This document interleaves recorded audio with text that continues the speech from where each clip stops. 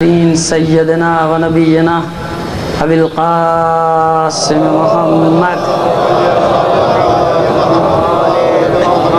وآلہ الطیبین الطاہرین المعصومین ولعنۃ اللہ علی اعدائہم مجمعین من الآن الی قیام یوم الدین اما بعد فقد قال اللہ تعالی فی کتابہ المبین وہو اصدق القائلین وقولہ الحق بسم اللہ الرحمن الرحیم من المؤمنین رجال صدقوا ما عاهدوا اللہ علیہ ومنہم من قضى نحبہ ومنہم من ينتظر وما بدلوا تبدیلا صلوات بن محمد۔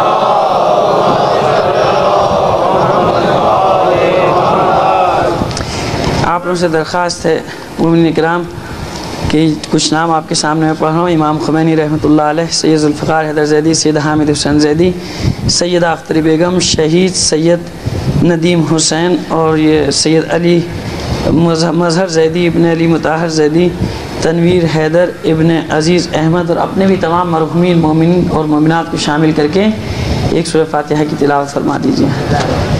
مجالس عشرہ تو نہیں کہہ سکتے، 9 مجالس یہ جو 9 مجالس آپ نے سماعت فرمائی، اس کا جو اہتمام کیا تھا، تو اس میں ظاہر ہے کہ ایک میں نے پہلے بھی عرض کیا تھا کہ ایک مجلس مخصوص نہیں ہوتی عزاداری کہ صرف کسی ایک کے ساتھ، کہ نوحہ پڑھنے والے کے ساتھ یا ماتم کرنے والے کے ساتھ یا مجلس پڑھنے والے کے ساتھ بہت ساری چیزیں ملتی ہیں تو ایک مجلس بنتی ہے۔ تو اسی طرح اس مجلس میں بھی جن حضرات نے بھی جس طرح سے بھی شرکت کی اور حصہ لیا ہے اور اپنی خدمات فراہم کی ہیں، خصوصاً میں یہ جو چھوٹے بچے ہیں اسکاؤٹس کے، اس میں نہیں لکھا ہوا لیکن میں چاہتا ہوں کہ ان کی بھی حوصلہ افزائی کے لیے دعا کیجیے کہ ان تمام حضرات نے، مومنین نے، انتظامیہ نے، یہاں کے ٹرسٹ نے، جس نے بھی، آپ بھی اس میں شامل ہیں، سننے والے نہ ہوں تو پھر گزارے کہ مجلس کی رونق کام، تو جس نے جس انداز میں بھی اس میں شرکت کی ہے، دعا کیجیے کہ پروردگار عالم ان کے توفیقات میں اضافہ فرمائے اور ان تمام کی صحت و سلامتی کے لیے بلند آواز سے صلوات بھیجیں محمد علیہ محمد۔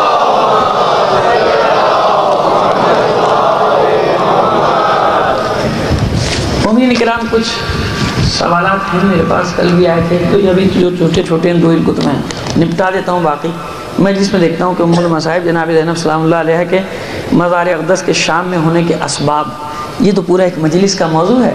خلاصہ اتنا سمجھ لیجئے کہ کیونکہ واقعہ کربلا کے بعد بار بار یہ جو خلفاء تھے، 2-3 بار جناب بیمار کربلا کو بلایا گیا، دمشق خلیفہ بلاتے تھے، ڈرتے تھے، تو جناب زینب ہمراہ جاتی تھیں اور آخری سفر میں کیونکہ ساتھ تھی، 68 یا 69 ہجری جو آپ کی شہادت کا سال ہے یا وفات کا سال ہے، تو کیونکہ شام میں تھی اس وقت، اس لیے شام میں ان کا مزار اقدس ہے، بلکہ ایک روایت قاہرہ کے لیے بھی ہے، وہاں بھی ایک زینبیہ بنا ہوا ہے۔ صلوات بھیجیے محمد علیہ محمد۔ یہ ایک لائن میں جو سوال ہوتا ہے نا عزیزو، یہ اس طرح کا سوال، یہ پورا ایک تحقیقی موضوع ہے، اس کو میں ظاہر کہ اس میں خود بہت سارے اب سوال آ گئے جو میں نے جواب دیا، لیکن یہ ایک الگ موضوع ہے۔ کیا بی بی نے شام میں سکون اختیار فرمائی تھی؟ وضاحت کا تعلق تو وہ تو بتا ہی دیا میں نے، اسی میں تو پہلے سوال میں آئی گیا کہ سکونت اختیار نہیں کی تھی بلکہ سفر پہ گئی تھی۔ صلوات بھیجیے محمد علیہ محمد۔ اچھا، اس میں مسئلہ پتہ ہے کیا ہے؟ ہمارے یہاں ہر دن منانے کا جذبہ تو ہے، مناتے ہیں سارا سال، لیکن ہوتا کیا ہے کہ اب جیسے کسی امام کی شہادت کی آپ مجلس کر رہے ہیں، کسی امام کی ولادت کی محفل کر رہے ہیں، تو بھائی کچھ اس کے اوپر بھی بات کر لو۔ اب وہ پتہ ہی نہیں ہوتا لوگوں کو، اگر کسی کو کہہ دیا جائے معذرت کے ساتھ کہ بس وہ ایک رسمی طور پہ مجلس بھی ختم، اگر یہ سارا سلسلہ سارا سال چلتا رہے نا تو یہ مسئلہ ہی نہ ہو۔ آپ دیکھیے جناب زینب سلام اللہ علیہ کی ولادت کا میلاد بھی ہوتا ہے، نہیں ہوتا شعبان میں؟ ہوتا ہے۔ اچھا، ان کی شہادت کی مجلس بھی ہوگی، بڑے بڑے پوسٹر بھی چھپ جائیں گے، بڑے بڑے سب کچھ ہو جائے گا۔ ارے بھائی، اس کو جو آ رہا ہے اس کو کہو کہ بھائی تو تیاری کر کے آ، بھائی نہیں پتا تو پڑھ کے آ، کچھ بتا تو دینا، پوری تاریخ پتہ چل جائے۔ امام وہ جو میں نے کہا نا، وہ جو آپ نے 10 منٹ میں کربلا کو محدود کیا نا، اس کے اثرات اچھے نہیں ہو رہے، اس کو وسیع کر دیں، محیط کر دیں، اپنی پوری زندگی پر پھیلا دیں کربلا کو۔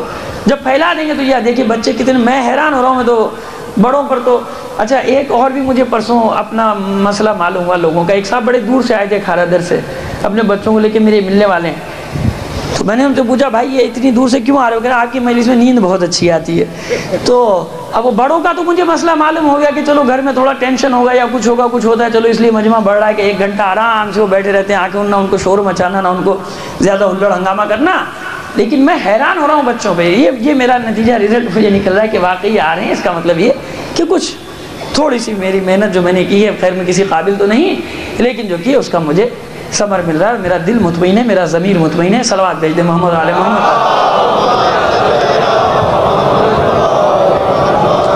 عزیزان محترم، آج کی مجلس کل میں جناب مختار علیہ الرحمہ بلکہ صلوات اللہ علیہ اس کی شہادت تک کے واقعات پڑھ چکا. اب جو ہستی ایک باقی بچ گئی جو آخری میں جس کے لیے میں نے رکھا تھا، جناب ابراہیم بن مالک اشتر. اور عزیزو، عجیب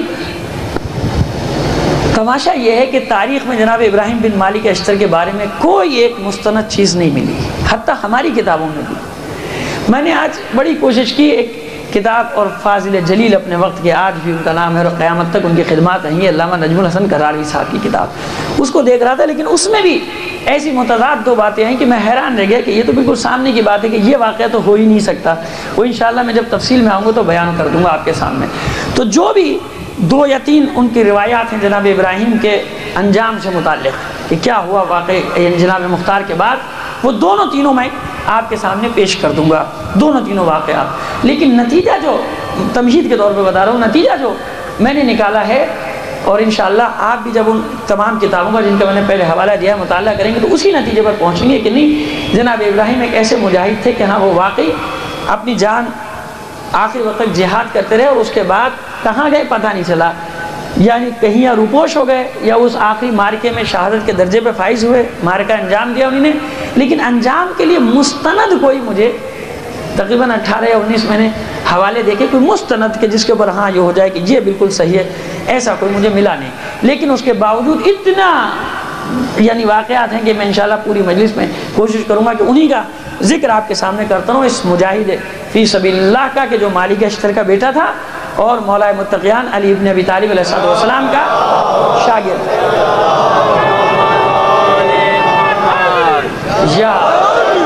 تو عزیزان محترم، جناب میں نے آپ کی خدمت میں عرض کیا تھا کہ جناب مختار کے 2 بیٹے فرار ہو گئے تھے قصر عمارہ سے، جن کو نکال دیا تھا جناب مختار نے. ایک ثابت بن مختار اور دوسرا حکم ابن مختار. حکم ابن مختار کے بارے میں اب وہ دوسری جگہ نکل گئے تھے کیونکہ منتشر ہونے کا حکم دے دیا تھا جناب مختار نے کہ ایک جگہ نہیں جانا. تو یہ پھر جب ضعیفی کے عالم میں تھے، جب حالات کوئی ان سے کوئی غرض نہیں رکھتا تھا، تو اس وقت میں ہے کہ جناب امام محمد باقر علیہ السلام کی خدمت میں حاضر ہوئے. اور حاضر ہونے کے بعد اور اس وقت امام بازار میں دکان پہ، اور یعنی حجامت کے سلسلے میں یہ ایسا کوئی دن ہے، تو آ کے بیٹھا اور اس نے امام کا ہاتھ تھام لیا. تو امام نے پوچھا کہ تم کون ہو؟ تو کہا کہ فرزند رسول میں مختار کا بیٹا ہوں حکم. یہ جو سنا تو اپنے سینے سے لگا لیا حکم کو، اور پھر کہا کہ فرزند رسول میرے باپ کے بارے میں لوگ عجیب عجیب باتیں کرتے ہیں، میں چاہتا ہوں کہ میں آپ کے منہ سے سنوں اور جو آپ کہیں گے بس وہی میرے لیے آخری. کہا کیا کہتے ہیں تمہارے باپ کے بارے میں؟ کہا اس کو کذاب کہتے ہیں، اس کو جھوٹا کہتے ہیں، اس کو یہ کہتے ہیں، کافر کہتے ہیں، سب کہتے ہیں. تو امام ارشاد فرماتے کہ حکم کیا تیرے لیے اتنا کافی نہیں ہے کہ میرے باپ نے میری ماں کا مہر مختار کے بھیجے ہوئے ہدیے سے ادا کیا تھا؟ یعنی امام سجاد نے اپنی زوجہ کا امام 5 امام فرماتے کہ میرے بابا نے میری ماں کا مہر، وہ جو مختار نے ہدیہ بھیجا تھا 30,000 دینار کا یا 20,000 دینار کا، اس ہدیے سے میرے بابا نے میری ماں کا مہر، حق مہر ادا کیا. تو تیرے لیے کافی نہیں کہ ایک امام حق مہر دینے کے لیے کون سی رقم استعمال کر سکتا ہے، کتنی پاک. اور کہا کہ مختار ہمارے دلوں کی ٹھنڈک ہے، مختار نے ہمارے گھروں کو تعمیر کرایا، ہمارے گھروں کو آباد کرایا. تو یہ جناب حکم اطمینان سے دستبوسی کر کے چلے گئے کہ اب دنیا کچھ بھی کہتے رہے، اب مجھے اطمینان ہے. اسی طرح آغا دربندی نے باقاعدہ جناب مختار کی زیارت کو نقل کیا ہے شیخ مفید کے حوالے سے. اور آپ جانتے ہیں کہ زیارات معصورہ جو ہیں یہ ائمہ طاہرین سے نقل کی گئی ہیں. اور شیخ مفید وہ ہے کہ جس کو توقی، جن کے نام امام زمانہ اجل اللہ تعالیٰ فرجہ شریف نے خط لکھا ہے، توقی لکھی ہے، اور اس میں جناب مختار کے لیے جملہ ہے کہ زائر المختار ماجور، کہ مختار کا زیارت کرنے والا خدا کے ہاں اجر کا مستحق ہے، یعنی خدا کے ہاں اس کو اجر ملے گا مختار کی زیارت کرنے والا. لیکن اب شیخ مفید کا نام آ گیا تو چاہتا ہے 2 جملے کر دوں کہ شیخ مفید کا مقام تو یہ ہے کہ امام اس کو توقی لکھ رہا ہے، اس کو وصیت لکھ رہا ہے، اس کو خط لکھ رہا ہے. اور ہمارے یہاں شیخ مفید کا آج مقام یہ کہ جس کی چاہے ان کی پگڑی اچھال دے، جس کا چاہے اسی منبر پہ بیٹھ کے ان کا مذاق اڑائے، جس کو چاہے ان کو جاہل بنا دے. یہ ہماری قوم کا معیار، اور سنتی ہے اور نیچے سے واہ واہ بھی کرتی ہے، نعرے بھی لگاتی ہے ماشاءاللہ، یہ ہے۔ اور پھر اس سے کہا جائے کہ تم نے ایسا کیوں کہا، تو کہتا میں کیا کروں، لوگ سن رہے ہیں، جب تک سن رہے ہیں میں تو سناؤں گا، خوش ہوتے ہیں تو نعرے لگاتے ہیں۔ میں شیخ کلینی کی دھجیاں اڑاتا ہوں، میں شیخ مفید کی دھجیاں اڑاتا ہوں، لوگ خوش ہوتے ہیں، ان کو مزہ آتا ہے۔ تو عزیزو وہ قصوروار وہ بھی اتنے وہ بھی نہیں ہیں، آپ بھی تھوڑے بہت ہیں، برابر کے ہیں نا، کیونکہ بٹھاتے تو آپ بھی ہیں نا، بلاتے تو آپ بھی ہیں، لہذا برابر کے اس سب میں ہم شریک ہیں۔ جرم ہے، یہ جرم ہے کہ جو نائبین امام ہیں جنہوں نے دین کی بنیاد رکھی، یعنی جنہوں نے اس کو تقیہ کے زمانے میں کس طرح سے محفوظ کیا، شریعت کو، عزاداری کو یہاں تک پہنچا دیا، آج یہ کیا کہوں کہ میں خود نہیں کہنا چاہتا زیادہ، بس اشاروں میں آپ سے خدمت میں عرض کرنا چاہتا ہوں کہ مجتہدین اور مراجع کا اس طرح مذاق اڑائے۔ اچھا یہ بھی ایک ٹیکنیک ہوتی ہے کہ جب کسی کے مقام کو گرانا ہو تو ہر ایرے غیرے نتھو خیرے کے ساتھ وہ القابات لگانے شروع کر دو، بازاریوں کے ساتھ۔ یہ آپ کو بتا رہا ہوں سازش ہے، یہ سازش کا حصہ ہوتا ہے کہ جب کسی بہت بڑے مقام کو کسی قوم میں گرانا ہو تو ہر بازاری کے ساتھ اس لقب کو لگا دو۔ جب اس بازاری کے ساتھ لقب لگ جائے گا، آرام میں یہ بھی کوئی ایسی یہ سارے جیسے لقبات چلا کرتے ہیں، ہے نا، ایک لقب کا تو جو حشر ہوا وہ ہوا ہی ہوا آپ کے سامنے۔ اب دوسرا جو ایک مقدس مقام ہے اس کی بھی دھجیاں اڑانے کی سازش شروع ہو گئی کہ جس کی مرضی وہ لمبی داڑھی لگ کے پگڑی باندھ کے بیٹھ جائے اوپر اور وہ اس کو آیت اللہ بن جائے، وہ مرجع بن جائے، اور ہمیں آ کے یہودیوں کی اولادیں ہم کو دین سکھائیں۔ اپنے گھر میں ان کو پتہ نہیں کہ اپنے گھر والوں کو پہلے دین بتا دیں کہ بھئی تم بھی تو سمجھ لو کہ یہ دین ہے، یہ تمہاری مرجع، یہ تو رایت اللہ اور یہ علم کا حال ہے۔ مجبور ہوں عزیزوں، میں نے کہا کہ جو میرے دل میں ہوتا ہے وہ میں کہتا ہوں، مجھے اس سے غرض نہیں، میں اختلافی مسائل میں نہیں پڑھتا، لیکن یہ مجھ پر واجب ہے کہ ان مراجع الزام کا، ان آیات الزام کا دفاع کروں۔ جب ان بدبختوں کو اتنا حق دے دیا آپ نے کہ یہ آپ کے منبر پہ بیٹھ کے آپ کی مقدس ہستیوں کی توہین کریں، تو مجھ میں بھی اتنی جرت ہے کہ میں اس منبر پہ بیٹھ کے ان خبیثوں کا جواب دوں۔ صلوات بھیجیں، صلوات بھیجیں محمد علی محمد پر۔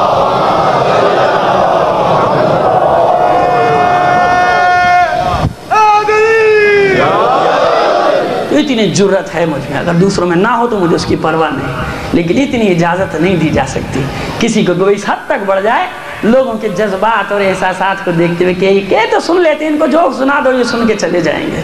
ایسا نہیں ہونا چاہیے۔ ساری قوم ابھی ایسی نہیں کہ جو اس کو سنا دیا وہ سن کے چلی گئی۔ تو عزیزو یہ وہ شیخ مفید کہ جس نے مختار مجاہد حسین منتقم آل رسول کے زیارت کو نقل کیا اور اس پہ یہ جملے لکھے کہ زائر المختار ماجور، مختار کی زیارت کرنے والا اجر و ثواب کا مستحق ہے خدا کی بارگاہ میں۔ تو یہ مختار کا مقام، جناب ثابت بن مختار کو یہ وصیت کی تھی جناب مختار نے کہ تم کسی بھی طرح سے اپنے آپ کو ابراہیم کی خدمت میں پہنچا دینا، اور یہ جناب ابراہیم کی خدمت میں پہنچے، اور ان کے ساتھ ہی ساتھ جناب سلیمان بن سرد خزائی کے بیٹے محمد بن سلیمان یہ بھی ان کی خدمت میں پہنچے، یعنی اہل بیت کے متوالے جتنے تھے وہ جمع ہو کے اپنے آپ کو جناب ابراہیم تک پہنچاتے رہے کہ جو موصل سے نکلے تھے۔ لیکن جب یہ خبر ملی کہ سقوط ہو گیا، جناب مختار کی شہادت واقع ہو گئی، تو یہ واپس انہیں آ کے اپنا مورچہ سنبھال لیا۔ اچھا اب جو میں آپ کے خدمت میں عرض کر رہا تھا کہ کتاب مختار آل محمد میں جو ایک واقعہ آخر میں نقل کیا گیا، اس میں جو حامی ہیں جنہوں نے نصرت کی ہے جناب ابراہیم کے ساتھ، اس میں دو نام ہیں جن پر مجھے میری عقل ان کو نہیں مانتی۔ ایک جناب زید شہید کے پوتے جناب حسن ابن یحییٰ ابن زید، جبکہ یہ مسلمات میں سے کہ جناب زید کی خود پیدائش جو ہے وہ 68 یا 69 ہجری کی ہے، اور جناب ابراہیم کا معرکہ جو ہے وہ 70 اور 80 ہجری کے درمیان کا ہے آخری معرکہ۔ تو چیجائے کے جناب زید خود 2-3 سال کے ہیں، چیجائے کہ ان کا پوتا ان کی نصرت کرنے کے لیے وہاں کہاں سے آ جائے گا، ایک ہی نام۔ اور ایک جناب علمدار حسینی جناب عباس علیہ السلام کے پوتے جناب حسن ابن عبداللہ ابن عباس کا نام بھی ہے، جبکہ یہ بھی قرین قیاس نہیں کہ خود جناب عباس علیہ السلام کا سن مبارک جو ہے وہ کربلا میں 36 سال کا ہے، اور ان کے جو دو بیٹے جن کے لیے ایک یا دو بیٹے جو باقی بچے ہیں ان کے سن مبارک ہیں 17 سال اور 16 سال، تو ان کے پوتے بھی اس سن کو نہیں پہنچ سکتے کہ وہ ان معرکوں میں حصہ لیں۔ تو یہ کچھ تھوڑا تاریخ جب پڑھا کریں نا، ان چیزوں کو بھی تھوڑا دیکھیں گے تو مسائل سامنے آتے جاتے ہیں کہ ہاں بھئی ایسا، ہاں یہ ہو سکتا ہے کہ بعد میں جناب زید کا جو معرکہ ہے یا جناب زید کے بعد اور مجاہدین نے جو قیام کیا ان میں یہ ہوں اور واقعات میں کچھ آپس میں گڑبڑ ہو گئی ہو. تو لیکن یہ مجاہدین پہنچ گئے، جناب محمد بن سلیمان بن سورت خزائی، ثابت بن مختار، انہی نے اپنے آپ کو پہنچا دیا جناب مختار کے پاس. اب وہ دونوں واقعات، ایک تو میں نے آپ کے سامنے اختلاف بیان کر دیا، جناب ابراہیم کے دونوں واقعات آپ کے سامنے پیش کر رہا ہوں کہ جب یہ واقعہ ہو گیا تو مصعب نے جب سنبھال لیا کوفے کو، تو اس کے بعد اس نے ابراہیم بن مالک اشتر کو خط لکھا کہ دیکھو میرا تمہارا کوئی جھگڑا نہیں، ہم نے کوفے پہ کنٹرول کر لیا اور میرے دل میں تمہارے لیے جگہ ہے. اب یہ جنگ ختم ہو گئی، میں چاہتا ہوں کہ تم میرے ساتھ آ کر مل جاؤ، اور اگر تم میرا ساتھ دو گے عبد الملک ابن مروان کے خلاف تو میں پورے طور سے تمہیں یہ موصل اور یہ جو بھی علاقے ہیں جہاں اہل بیت کے ماننے والے ہیں تمہارے ساتھ، میں ان کو آزاد چھوڑ دوں گا، ان کو رکھوں گا. اور تبری نے بھی یہ لکھا کہ ابراہیم بن مالک اشتر نے اس کو قبول کر لیا. ڈاکٹر ذاکر حسین نے بھی لکھا کہ ہاں ابراہیم بن مالک اشتر نے مختار کے بعد مصعب ابن زبیر کی نوکری اختیار کری اور یہ یہاں چلے آئے. پہلے میں یہ تبری اور ان لوگوں کے حوالے سے آپ کے سامنے پڑھ رہا ہوں، بعد میں پھر دوسرا نقطہ نظر بھی آپ کے سامنے پیش کر دوں گا. مگر صلوات بھیج دیں ایک بار بلند آواز سے محمد علیہ.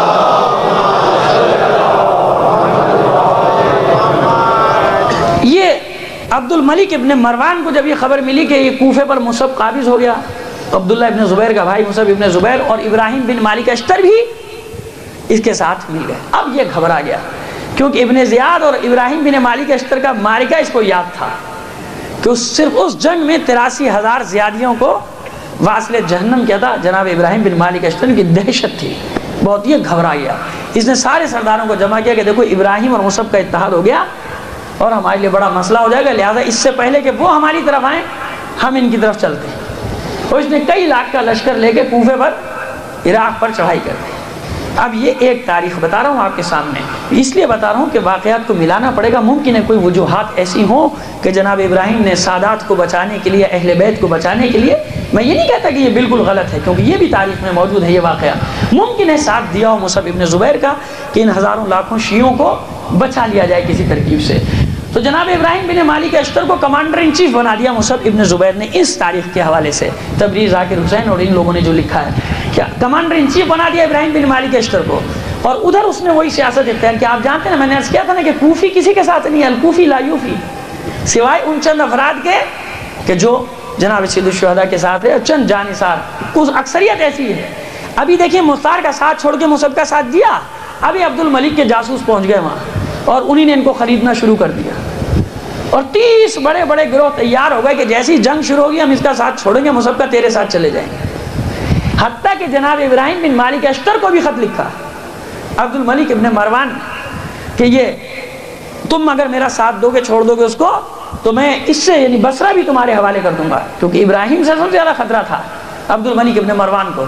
تو جناب ابراہیم نے وہ خط لیا اور جا کے مصعب کو دے دیا کہ دیکھ یہ خط میرے پاس آیا اور ایسے پتہ نہیں کتنے تیرے سردار ہیں جن کے پاس یہ خط آئے ہوں گے اور وہ چھپا گئے، یہ خیال کر لے کہ جنگ کے بیچ میں یہ سب کچھ ہوگا. تو اس نے کہا کہ ابراہیم جب تمہیں اتنی بڑی آفر آئی ہے، پیشکش آئی ہے، تو تم نے خط کیوں نہیں چھپایا، مجھے کیوں بتا دیا. جناب ابراہیم کہتے ہیں کہ ہماری شرافت اس بات کی متقاضی نہیں ہے کہ ہم میدان جنگ میں کسی کے ساتھ اس انداز میں خیانت کریں. یہ شرافت اور نجابت کا تقاضا نہیں ہے کہ ہم اس طرح کہتے. تو اس کے دل میں اور احترام بڑھ گیا. خیر اس نے کمانڈر ان چیف بنایا، جنگ کا آغاز ہوا اور وہی ہوا کہ ادھر سے بھگدڑ مچی، لوگ ادھر بھاگنا دوڑنا شروع ہوئے اور جناب ابراہیم بن مالک اشتر مسلسل جنگ لڑ رہے ہیں، مسلسل جہاد کر رہے ہیں. عبد الملک ابن مروان کو بس یہی فکر ہے کہ کسی طرح ابراہیم کا خاتمہ ہو جائے. ایک سردار کو بھیجا جناب ابراہیم کی مدد کے لیے مصعب ابن زبیر نے، جس کا نام ہے مسلم بن عمرو الباہلی. اس کو جو دیکھا تو فوراً جناب ابراہیم بن مالک اشتر کہتے ہیں انا للہ و انا الیہ راجعون، مصعب میں نے تجھے منع کیا تھا کہ اس کو میری مدد کے لیے نہ بھیجنا. اور وہی ہوا کیونکہ ظاہر ہے کہ جناب ابراہیم کا تجربہ تھا کہ عین وقت میں یہ جناب ابراہیم کو چھوڑ کر پورے لشکر کے ساتھ وہاں مل گیا. یہ اپنے چند جانثاروں کے ساتھ درجہ شہادت پہ فائز ہو گئے. اور مصعب اس کے بعد، یہ اس تاریخ کو پڑھ رہا ہوں پہلے والی، میں نے عرض کر دیا کہ یہ اس کے بعد میں دوسرا بھی پہلو تصویر کا دوسرا رخ بھی آپ کے سامنے پیش کروں گا. یہ ایک رخ ہے. مصعب کا یہ عالم ہو گیا کہ یہ ابراہیم پکارا کرتا تھا میدان جنگ میں کہ ابراہیم کہاں چلا گیا، ابراہیم کہاں چلا گیا. شہادت کے بعد دیوانہ ہو گیا. پھر اس نے مغیرہ ابن عمرو نامی ایک شخص کو آواز دی کہ جو واقعی کربلا بڑے جیسے جس کو کہتے ہیں نا خاص انداز میں پڑھا کرتا تھا آتے نا بعض اوقات اتنا خوش لہن ہوتا ہے، خوش لہن ہوتا ہے انسان، خوش لہن ہوتا ہے انسان کہ انسان اس کو کھو جاتا ہے اس کی آواز میں. بعض ذاکرین، بعض آوازیں ایسی اچھی ہوتی ہیں سلام پڑھنے والوں کی، نوحہ پڑھنے والوں کی، کہ انسان پہ رقت تاری. اس نے ڈھونڈ کے جب دیکھا کہ بس میری شکست ہو رہی ہے تو اس نے بلایا اس کو اور کہا کہ تو واقعہ کربلا میرے سامنے بیان کر، اور یہ بتا کہ جب حسین کے سارے انصار شہید ہو چکے تھے تو کس انداز میں وہ جنگ کر رہا تھا اور اس پہ کیا بھی تھی، کیونکہ اب اسے یقین ہو گیا کہ اب میں مار دیا جاؤں گا مصعب ابن زبیر کو. تو آخر وقت میں انسان کو کچھ نہ کچھ حقیقت کا اعتراف تو ہوتا ہے نا. اب بہادر تو تھا تو اپنے آپ کو جوش دلانے کے لیے، اب دیکھیے حالانکہ مخالف کیمپ کا ہے، جناب مختار کا قاتل ہے، امام حسین کا ساتھ نہیں دیا، یہ سب خاندان دشمن پورا، لیکن اس کے باوجود جانتا ہے کہ کربلا میں ایک ایسی حرارت ہے کہ جب یہ واقعی کربلا بیان کرے گا تو مجھ میں جوش آ جائے گا، میرے سامنے موت کی کوئی حقیقت نہیں رہ جائے گی. عزیز تو یہ ہے کربلا، اتنی معرفت ہے اس کو، اتنا سمجھتا ہے کربلا. اب اس نے واقعی کربلا بیان کرنا شروع کیا اور اس کا جوش، اس کا بہادری اس کی جو تھی وہ عود کرائی. اس نے حملہ کیا، آخر لڑتے لڑتے اب اس کو مارا کس نے؟ کل میں نے اشارہ کیا تھا. دیکھیے خاندانی دشمنیاں، یہ جتنے بھی تعصبات ہیں یہ کہاں کہاں نکلتے ہیں. جناب مختار کا چچا داد بھائی زائدہ ابن قدام، یہ عبد الملک ابن مروان کی فوج کے ساتھ آیا کہ جیسی موقع ملے گا مصعب ابن زبیر کا خاتمہ کروں گا کہ یہ میرے بھائی کا قاتل ہے. نظریہ نہ دین ہے نہ اسلام ہے، کچھ نہیں ہے، لیکن میں اس وقت کے ماحول کی بات کر رہا ہوں کہ برادری سسٹم، یہ قبائلی سسٹم اتنا جڑیں پکڑا ہوا تھا. اس کے بعد اسلام آ گیا کہ زائدہ ابن قدامہ نے مصعب کو پایا اپنے جب سامنے زخموں سے چور، تو اس نے اس کو وار کیا، سر اس کا قلم کیا اور اس نے کہا یہ میرے بھائی مختار کا بدلہ ہوا، مصعب کا خاتمہ ہوا. یہ دارالامارہ پہنچا عبد الملک ابن مروان، تخت پہ بیٹھا ہے اور اس کے قدموں میں مصعب کا سر لا کے ڈال دیا گیا. وہاں ایک شخص اور بیٹھا ہے عبد الملک ابن عمیر، اور وہ کہتا ہے کہ امیر اب میں اس وقت ایک عجیب واقعے کو یاد کر رہا ہوں، عجیب واقعہ اپنے سامنے پا رہا ہوں، کھو گیا ہوں. کہا کیا ہوا؟ کہا کہ کچھ عرصے پہلے کی بات ہے کہ میں اسی دربار میں تھا، تخت پر ابن زیاد بیٹھا تھا اور اس کے قدموں میں فرزند رسول کا سر تھا. پھر کچھ وقت کے بعد میں نے دیکھا کہ اسی تخت پر مختار بیٹھا ہے اور مختار کے قدموں میں عبید اللہ ابن زیاد کا سر ہے. کچھ عرصے کے بعد میں نے دیکھا اسی دربار میں کہ مصعب تخت پہ بیٹھا ہے اور مختار کا سر اس کے قدموں میں ہے. اور عبد الملک آج میں دیکھ رہا ہوں کہ تو تخت پہ بیٹھا ہے اور مصعب ابن زبیر کا سر تیرے قدموں پہ. اب مجھے یہ ڈر ہے کہ پتہ نہیں تیرا سر کس کے قدموں میں ہوگا. تو یہ گھبرا گیا، ڈر گیا، اس نے اسے حکم دیا کہ اس قصر کو ڈھا دیا جائے. لہٰذا کوفے کا جو دارالامارہ تھا اس کو ڈھا دیا گیا. اب اس کی جگہ تو شاید کہیں بتائی جا سکتی ہے، لیکن جس جگہ کو بتایا جاتا ہے دارالامارہ، جس عمارت کو، دارالامارہ نہیں ہے. وہ ہوگا ممکن ہے کسی سردار وردار کا محل رہا ہو، لوگ زیارات کے لیے جاتے ہیں جس دارالامارہ کو دیکھتے ہیں، وہ دارالامارہ نہیں ہے. اس دارالامارہ کو عبد الملک ابن مروان نے بالکل زمین سے یکساں کرا کے اس پہ محلہ آباد کرا دیا تھا. اس نے کہا نہ یہ ہوگا نہ کسی کا سر کسی کے قدموں میں جائے گا، کیونکہ کوفیوں کی فطرت سے آگاہ تھا.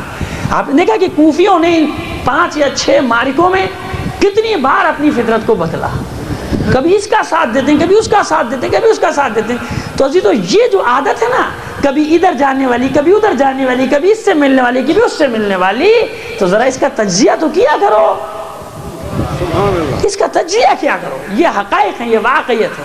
ہاں انسان جب سمجھتا ہے کہ میں حق پر ہوں، ڈٹ جائے، ختم ہو گئی بات. کوئی ساتھ دے نہیں دے، کسی کا سہارا لے نہ، کوئی غرض نہیں ہے.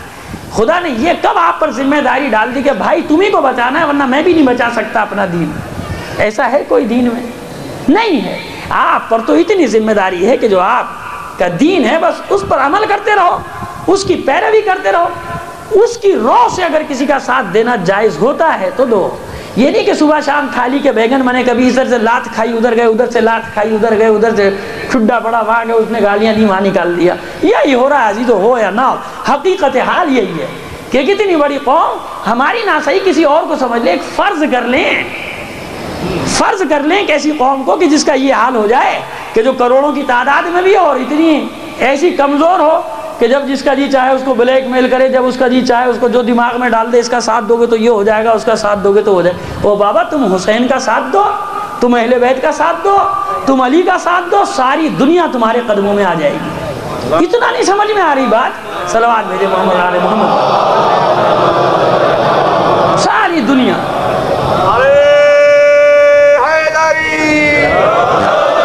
تو یہ تو تھا ایک انجام، اور جناب ابراہیم اس معرکے میں شہادت کے درجے میں فائز ہو گئے۔ دوسرا نقطہ نظر وہ کہتا ہے کہ نہیں، ایسا ہو نہیں سکتا، کیونکہ جب مصعب ابن زبیر نے ان 6000 افراد کو نہیں چھوڑا کوفے میں، تو جناب ابراہیم بن مالک اشتر تو ان کے جرنیل اور کرنیل اور سردار تھے، سب سے زیادہ ہاتھ تو ان کا تھا قاتلان حسین کو قتل کرنے میں۔ تو یہ کیسے ہو سکتا ہے کہ مصعب ابن زبیر ان 6000 کو تو قتل کر دے اور کوئی کوفی تیار نہ ہو کسی کو معاف کرنے پہ، اور ابراہیم بن مالک اشتر کو معاف کر دیں، اس کو چھوڑ دیا، اور ابراہیم بن مالک اشتر اس کا ساتھ دیں جو مختار کا قاتل ہو۔ دوسرا نقطہ نظر جناب ابراہیم کے بارے میں یہ، تو یہاں پر جو دوسرا نقطہ نظر ہے وہ یہ کہتا ہے، روایات میں اور تاریخوں کی کتب میں نے ایک کا حوالہ دے دیا کہ اس سے تو مجھے بھی اختلاف ہے، کیونکہ میری وہ سمجھ میں بات نہیں آئی کہ کس طرح سے جناب زید کا پوتا وہاں پہنچ سکتا ہے، جبکہ ابھی جناب زید بھی وہ 4-5 سال کے ہیں، یا جناب عباس علیہ السلام کا پوتا وہاں کیسے اس جنگ میں شرکت کر سکتا ہے، کیونکہ یہ واقعات ہیں 70 یا 71 ہجری کے، اور جناب زید کی ولادت کی تاریخ بھی یہی ہے، تو ان کا پوتا حسن بن یحییٰ بن زید وہاں کہاں سے آ گیا؟ تو یہ اس لیے میں نے عرض کیا کہ آپ لوگوں کتابیں پڑھتے ہیں، اردو میں ملتی ہیں، پڑھیں گے تو یہ چیزیں آپ کے سامنے آتی چلی جائے۔ دوسرا نقطہ نظر یہ بتاتا ہے کہ جناب ابراہیم بن مالک اشتر کو جب یہ خبر ملی تو وہ اپنی جگہ پر ڈٹ گئے موصل میں، اور ثابت بن مختار اور محمد بن سلیمان بن سرد خزائی یہ تمام جانثار جو تھے جناب ابراہیم کے گرد جمع ہو گئے، ان کے پاس جمع ہوئے، اور جناب ابراہیم بن مالک اشتر نے لائحہ عمل طے کیا کہ اب ہمیں کیا کرنا چاہیے، کیونکہ اب حکومت کسی وابستہ تو رہی نہیں۔ عراق میں آ گیا عبداللہ ابن زبیر، مصعب ابن زبیر اس کا بھائی، اور شام میں آ گیا عبد الملک ابن مروان، اب یہ 2 چکیوں کے پارٹ میں بیچ میں پس رہے ہیں۔ تو انہی نے یہاں سے موصل سے حرکت کی، تکریت کے راستے ہوتے ہوئے جزیرہ ایک مقام ہے، اب مجھے نہیں پتا کہ یہ جزیرہ سے مراد آج کا الجزائر ہے یا اس زمانے میں کوئی جزیرہ نام کی کوئی زمین تھی جو اب بدل گیا ہوگا علاقہ، اس جزیرے کے مقام پہ انہی نے لشکر کو جمع کرنا شروع کر دیا تھا کہ کسی طرح جمع کیا جائے اور پھر شیعان عراق کو، کوفے کو آزاد کرایا جائے۔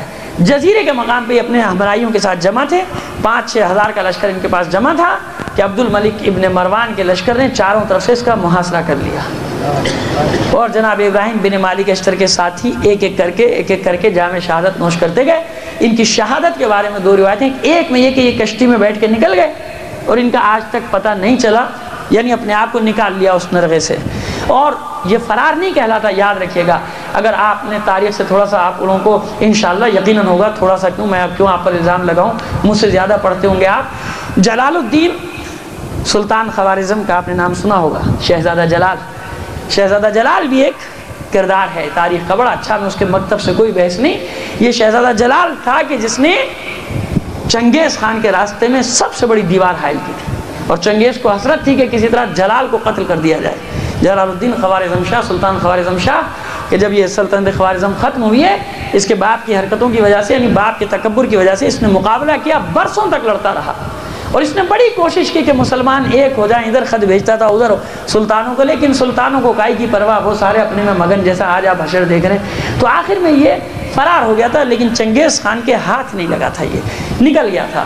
تو جناب ابراہیم بن مالک اشتر کے لیے بھی یہ روایت ہے کہ ایک تو یہ کہ نکل گئے، ہاتھ نہیں آئے، اس امید پر کہ شاید کبھی دوبارہ یہ مومنین جمع ہو جائیں، کسی طرح اکٹھا ہو جائے اور پھر انتقام لیا جائے۔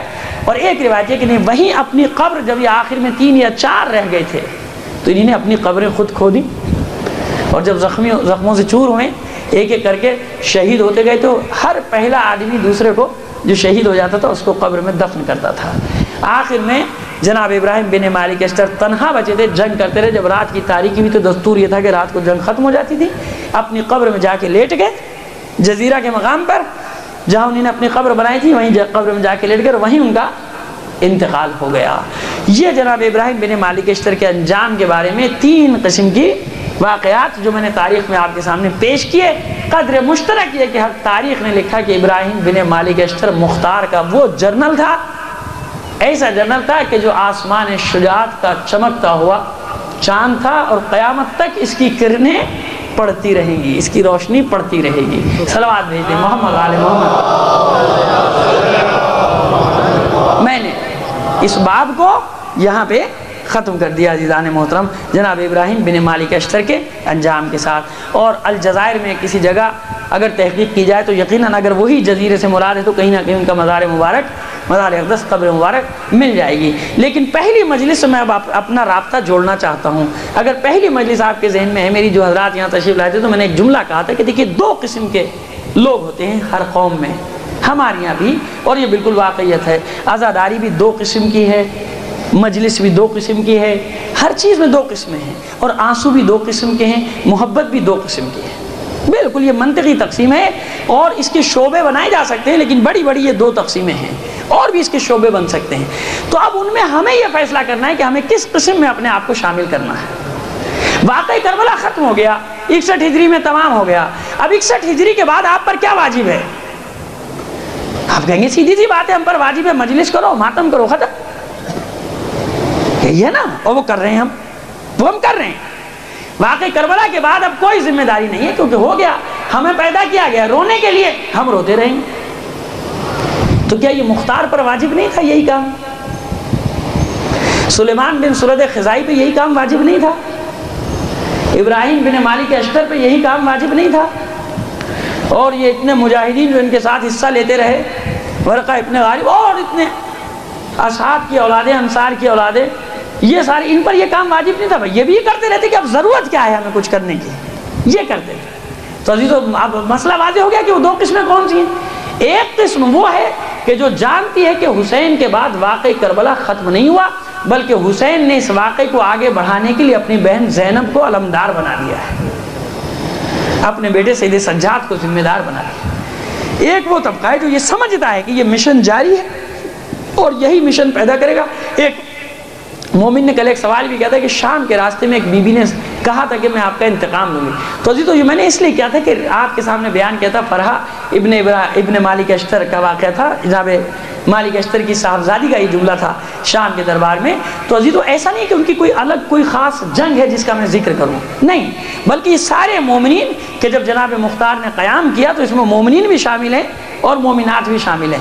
اسی طرح درۃ الصدف، حلب سے پہلے ایک مقام پہ آپ کو ملے گا ایک مومنہ کا واقعہ، 18 سال کی لڑکی ہے، اور جب اس کو پتہ چلا کہ قاتلان حسین یہاں سے گزر رہے ہیں، اس نے اپنے قبیلے کے 50 جوانوں کو مسلح جمع کر لیا، کہا کہ یا ہم مر جائیں گے یا ان کو قتل کر دیں گے، درۃ الصدف کا واقعہ۔ اور اس نے حملہ کیا، چادر سر پہ ڈالی اور مردوں کی قیادت کی اور اس نے جنگ کی۔ تو یہ مجاہدین کی تاریخ ہے، تشیع کی تاریخ پہ ہمیں ننگ و آر نہیں لگنے دینا، تشیع کو تماشا نہیں بنانا۔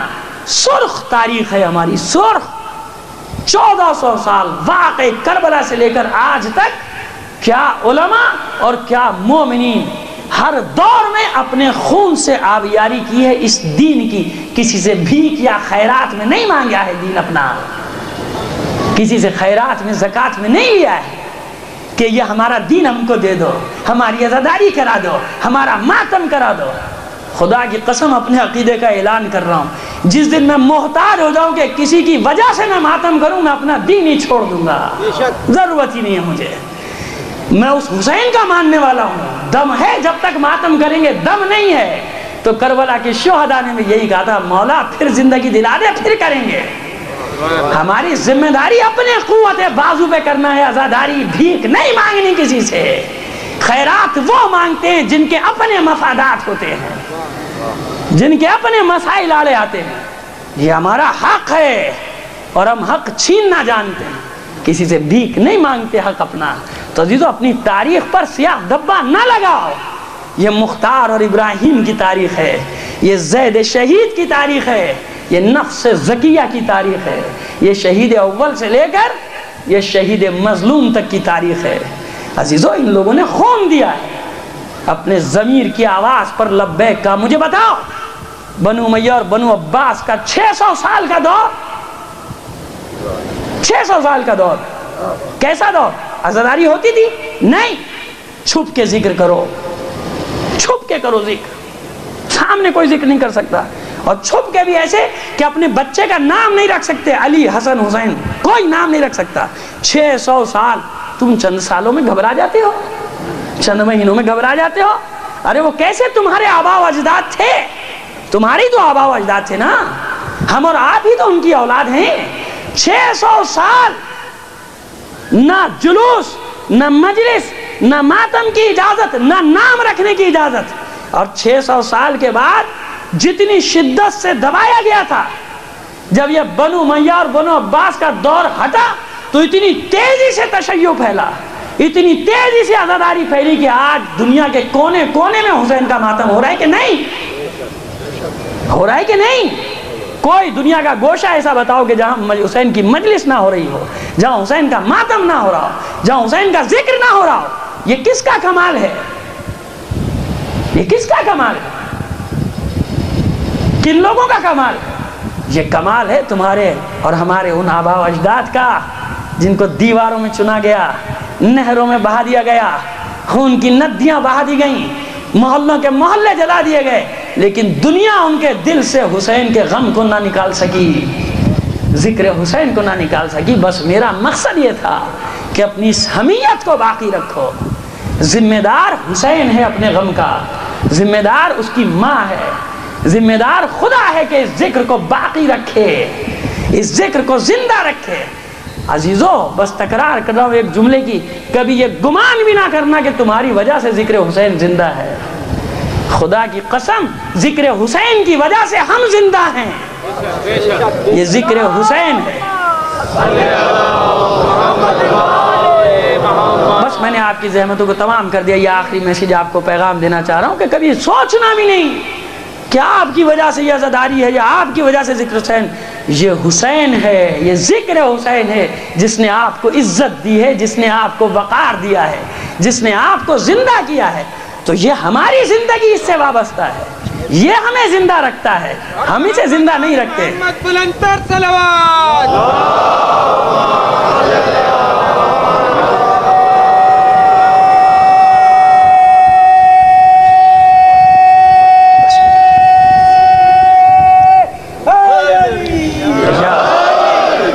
یہ کتنی احسان فراموشی کی بات ہے کہ میں حسین کا ذکر کروں، حسین مجھے مقام عطا کرے، میں حسین کا نوحہ پڑھوں، حسین مجھے مقام عطا کرے، میں حسین کا مرثیہ پڑھوں، حسین مجھے عزت دے۔ یہ سب ذکر حسین کی بدولت ہے نا، اور پھر میں اسی ذکر سے خیانت کروں، پھر میں اسی سے غداری کروں، پھر میں اسی کا حق ادا نہیں کروں۔ یہ حسین ہی تو ہے نا جو عزت دے رہا ہے ہمیں، وقار دے رہا ہے ہمیں، سب کچھ حسین دے رہا ہے، اور پھر اس کا حق نہ ادا کروں تو آپ مجھے بتائیں کہ یہ کیا ہوگا؟ یہ خیانت ہوگی یا وفاداری ہوگی؟ وفاداری کا تقاضا یہ ہے کہ جو حسین تمہیں زندہ رکھے ہوئے ہے بس اس سے وفا کا عہد نبھائے جاؤ، اور تم مر بھی جاؤ گے پھر بھی تمہیں زندہ رکھے گا، مر بھی جاؤ گے پھر بھی یہ ذکر حسین کا کمال ہے۔ ذکر حسین کرتے ہوئے مار بھی دیے جاؤ گے، حسین تمہیں ہمیشہ زندہ رکھے گا۔ اور عزیزو، آخری مجلس ہے، 2 جملے اپنے شہداء کے لیے ضرور میں عرض کرنا چاہتا ہوں، ہر عشرے میں عرض کرنا چاہتا ہوں۔ آج لوگ کہتے ہیں بتاؤ کیا فائدہ ہو گیا، اتنے سارے شہید ہو گئے، اتنے 100 مار دیے گئے، یہ ہوگا۔ عزیزو، کیا باتیں کر رہے ہیں آپ؟ یہ شہید کا خون رائے گاں ہونے والی چیز ہے؟ شہید کا خون کبھی رائے گاں ہوا؟ عزیزو، یہ ہمارے شہداء کے خون ہی کا تو کرشمہ ہے کہ ہر سال سے زیادہ رونق غم حسین میں بڑھتی جا رہی ہے کہ نہیں؟ ان شہداء کی ارواح خوش ہیں کہ ہم نے جس مقصد کے لیے جان دی تھی وہ مقصد زندہ ہے۔ بس ہدف سمجھ لو کیا ہے، ٹارگٹ کیا ہے، کہ یہ مقصد زندہ رہے، ہم رہیں یا نہ رہیں۔ یہ شہداء کا پیغام ہے ہمارے، یہ ہمارے جوان، ہمارے بچے، ہمارے بوڑھے جو بچھڑ گئے گزشتہ سالوں میں ہم سے، ان کا ایک قطرہ بھی رائے گاں نہیں ہوا۔ ہر شہید کے قطرے نے شعور دیا ہے لوگوں کو، آگہی دی ہے لوگوں کو، لوگوں کے علم میں اضافے کا باعث بنا ہے۔ یہ شہداء کے خون کا صدقہ ہے، یہ مجالس، یہ ذکر حسین، یہ حسین کے مقصد کا بیان، یہ انہی شہداء کے خون کا صدقہ ہے۔ اور جو قوم اپنے شہیدوں کو فراموش کر دے وہ قوم مردہ ہے، احسان فراموش ہے۔ کبھی اپنے شہیدوں کو مت بھولنا، ہمیشہ ان کو یاد رکھنا، اپنی مجالس میں یاد رکھنا، اپنی محافل میں یاد رکھنا کہ ان کی نظریں تم پر ہیں، کیونکہ یہ زندہ ہیں، کوئی انہیں ختم نہیں کر سکتا، کوئی انہیں قتل نہیں کر سکتا۔ صلوات بھیج دیجئے محمد علی محمد پر۔ بس مصائب کی منزل شروع کرنے سے پہلے معذرت چاہتا ہوں، میرا انداز کبھی تلخ ہو جاتا ہے، کبھی تیز ہو جاتا ہے، کبھی کچھ ہو جاتا ہے، کبھی کچھ الفاظ ایسے نکل جاتے ہوں گے، یقیناً مجھے یقین ہے، میں جانتا ہوں کہ کبھی کبھی ایسے الفاظ نکل جاتے ہوں گے جو آپ کو برے لگ جاتے ہوں گے، آپ کی سماعتوں پہ گرا گزرتے ہوں گے۔ صدق دل سے میں آپ سے معافی مانگتا ہوں، معذرت چاہتا ہوں کہ بس جذبات ہیں جیسے آپ کے میرے ویسے، میں نے کوشش کی کہ جو دل میں ہے وہ نکالوں اور کچھ ادھر ادھر کی باتیں کر کے آپ کو بہلانے کی کوشش نہ کروں۔ تو بس میں صدق دل سے آپ سے معذرت چاہ رہا ہوں کہ میری کوئی ایسی بات بری لگی ہو، کچھ ہو، بس اپنا بھائی سمجھ کے، بیٹا سمجھ کے، چھوٹا سمجھ کے میری معذرت کو قبول کر لیجیے گا کہ میرا قصد کسی لمحے میں بھی نہیں تھا کہ میں کسی کی اہانت کروں، کسی کی توہین کروں، کسی کی عزت نفس کو ٹھیس پہنچاؤں۔ بس میں تو یہ چاہتا تھا کہ جو دل کا درد ہے وہ آپ کے سامنے پیش کر دوں، شاید پروردگار ہمارے لیے کوئی راہ نکال دے، شاید ایسا راستہ نکل آئے کہ ہم متحد ہو کر، متفق ہو کر نہ صرف اپنی بقا بلکہ اس ملک کی بقا کی، اس دین کی بقا کی، دنیا میں جہاں بھی مسلمان بستے ہیں، مظلوم بستے ہیں، ان کی بقا کے لیے پروردگار ہمیں وسیلہ قرار دے دے، ہم بھی کچھ کام کر جائیں دین کے لیے، اسلام کے لیے، مظلوموں کے لیے۔ جو انسان مظلوم سسک رہے ہیں، بلک رہے ہیں، چاہے وہ مسلمان ہو یا غیر مسلمان ہو، استعمار کے ہاتھوں میں پیس رہے ہیں، فاقہ کشی کی زندگی گزار رہے ہیں، قحط مسلط کر دیے گئے، شاید خدا ہمیں وسیلہ قرار دے دے کہ ہم ان مظلوم انسانوں کی خدمت کے لیے کچھ کر سکیں۔ صلوات بھیج دیجئے محمد اور آل محمد پر۔ یہ آخری مجلس عزیزان محترم، حالانکہ سفر کی تاریخوں میں شہادت واقع ہوئی دختر حسین کی، لیکن بس میرا دل چاہتا ہے کہ آج میں اسی معصومہ کا پرسہ دوں، مادر حسین کو، جس کو حسین سکینہ کہا کرتے تھے کہ میرے دل کا سکون ہے۔ وہ سکینہ کہ جس کے بارے میں نے آپ کی خدمت میں عرض کیا کہ شہزادی عصر عاشور سے غش میں تو ضرور آئی ہوگی کمزوری کے سبب، بے ہوش تو ضرور ہوئی ہوگی، لیکن خود کہتی ہے کہ میں سو نہیں سکی، کیونکہ بابا کے سینے پر سونے کی عادی تھی، اور جب یہ سینہ بچھڑ گیا سکینہ کو سونا نہیں ملا۔ عزاداران حسین، بس عجیب بات ہے، میں ہمیشہ سوچتا ہوں کہ وہی تکراری روایت ہے، لیکن یہ معجزہ غم حسین کا۔ ارے میرا کوئی مر جائے عزیز، آپ کتنی بار اس کا مجھے پرسہ دیں گے، آخر میرے آنسو خشک ہو جائیں گے کہ نہیں؟ کتنی ہی اذیت سے مارا گیا ہو، ایک بار سنایا، 2 بار سنایا، 10 بار میں بھی عادی ہو جاؤں گا، ہاں یہ ہو گیا تھا، لیکن یہ معجزہ کم ہے کہ وہی مصیبت، وہی مصائب، وہی ذکر جب بیان کرے انسان، اگر عقل رکھتا ہے تو سمجھے گا کہ یہ کتنا بڑا اعجاز ہے، غم حسین کتنا بڑا وہی واقعہ 1400 سال سے سنایا جا رہا ہے، لیکن عزیزو جب ذکر کیا جاتا ہے، ہاں جو بھی دل رکھتا ہے سینے میں اور جس کی آنکھ میں بھی آنسو ہے، وہ روک نہیں سکتا اپنے غم کو ظاہر کیے بغیر۔ تو عزاداران حسین، بس یہ زندان میں بچی روزانہ جو روایات بتاتی کہ بیٹھ جاتی ہے، زندان کا عالم کیا ہے کہ چھت کھلی ہوئی ہے اس کی، اور یہ صحرا کا علاقہ کہ یہاں دن میں تپ رہا ہے، صحرا گرمی، اور رات اتنی ٹھنڈی کہ نہ رات چین سے گزرے ان قیدیوں کی، نہ دن چین سے گزرے۔ حکم ہے کہ ان کے قیام میں کسی قسم کی کوئی اذیت چھوڑی نہ جائے، ہر طرح کی تکلیف ان قیدیوں کو دی جائے۔ عزاداران حسین بس روز شام کو بیٹھ جاتی ہے، اور آپ سنا کرتے ہیں کہ آنے جانے والوں سے پوچھا کرتی ہے، کوئی عراق والا مل جائے، کوئی کربلا جانے والا مل جائے، کوئی نجف جانے والا مل جائے، کوئی مدینے جانے والا مل جائے، تاکہ میں اپنا پیغام تو بھیج سکوں، اپنے جد کو پیغام بھیجوں، اپنے دادا علی مرتضیٰ کو پیغام بھیجوں، اپنے بابا حسین کو کربلا میں پیغام بھیجوں کہ بابا میری خبر لو، بابا میری خبر لو۔ عزاداران حسین بس ایک رات آئی اور یہ بچی بڑی بے چین ہے، ادھر سورج غروب ہوا اور ادھر اس کی بیتابی میں اضافہ ہونا شروع ہوا، عجیب انداز میں رو رہی ہے، بھائی آج مجھے میرے بابا بہت یاد آ رہے ہیں، پھوپھی آج مجھے میرے بابا بہت یاد آ رہے ہیں، اے مادر گرامی آج مجھے میرے بابا بہت یاد آ رہے ہیں۔ عزاداران حسین سب تسلی دے رہے ہیں، ماں، پھوپھیاں، بھائی سب تسلی دے رہے ہیں۔ آخر بچی کو غش آیا، بچی کچھ دیر کے لیے خاموش ہوئی، لیکن کچھ دیر کے بعد پھر جب ہوش آیا تو پہلے سے زیادہ یہ بچی گریہ زاری کر